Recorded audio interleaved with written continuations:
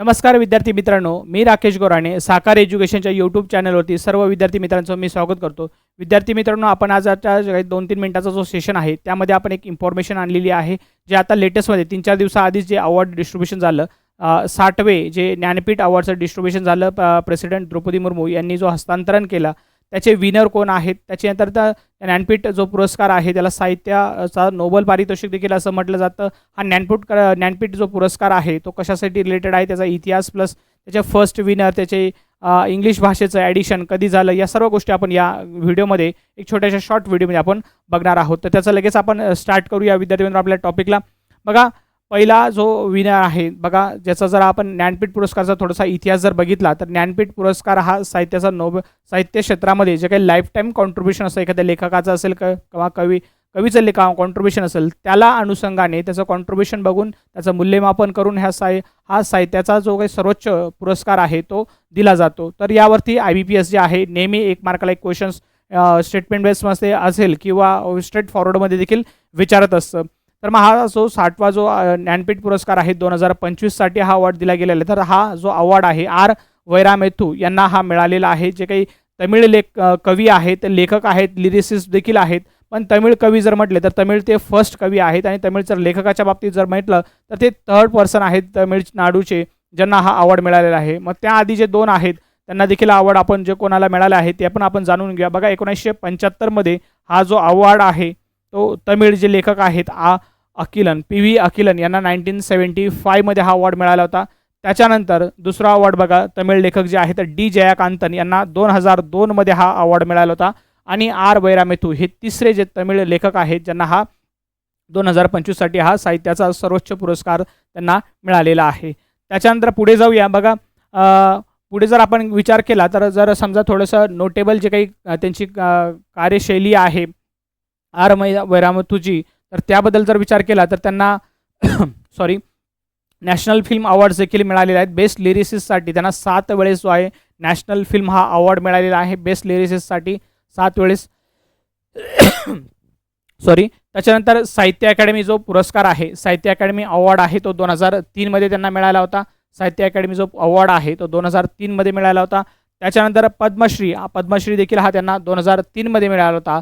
आणि त्याच्यानंतर पद्मभूषण हा जो अवॉर्ड आहे त्यांना 2014मध्ये मिळालेला होता. ठीक आहे, पद्मभूषण हा त्यांना 2014मध्ये मिळाला होता. हे जे 3 अवॉर्ड्स आहेत हे बी इम्पॉर्टंट आहेत. याबद्दलही स्टेटमेंट बेस्ड क्वेश्चन्स तुम्हाला एका POच्या एक्झाम्समध्ये विचारू शकतात विद्यार्थी मित्रांनो.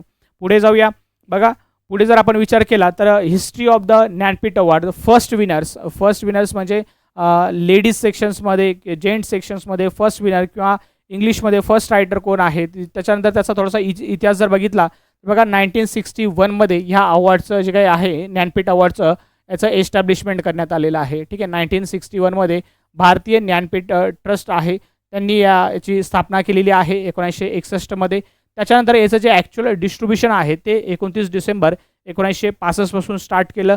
मग पहिला जो रेसिपियंट आहे, जो ज्ञानपीठ अवॉर्ड रेसिपियंट आहे, पहिला जो अवॉर्ड दिला गेला पहिला ज्ञानपीठ अवॉर्ड, ते जे आहे ते G शंकर कुरूप आहेत. ठीक आहे, पोएट, ओरेटर आणि अकॅडमिक मल्याळम भाषेसाठी त्यांना हा मिळालेला होता. G शंकर कुरूप आहेत first recipient of Jnanpith award.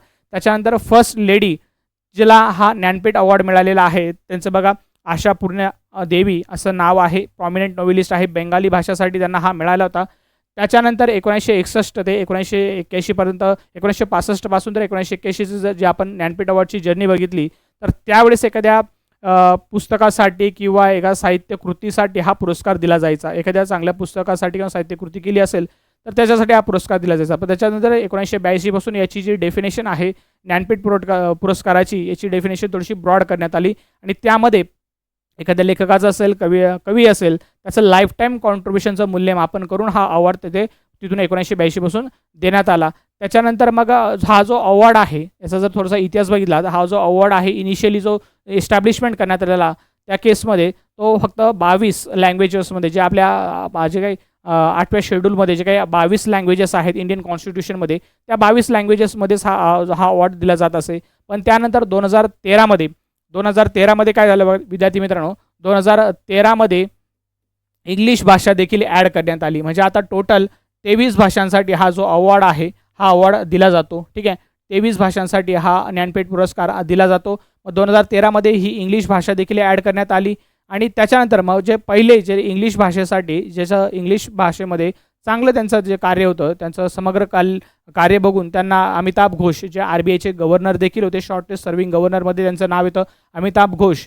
यांचं देखील साहित्यामध्ये चांगलं कॉन्ट्रिब्युशन आहे, पण ते इंग्लिशमध्ये जे बुक्स असतात त्यांचे येत असतात, तर त्यांना देखील हा जो अवॉर्ड आहे तो 2018मध्ये हा ज्ञानपीठ पुरस्कार त्यांना मिळालेला होता. ठीक आहे विद्यार्थी मित्रांनो, हे जे इम्पॉर्टंट पॉईंट्स आहेत ते तुम्ही नोट डाऊन करून घ्या.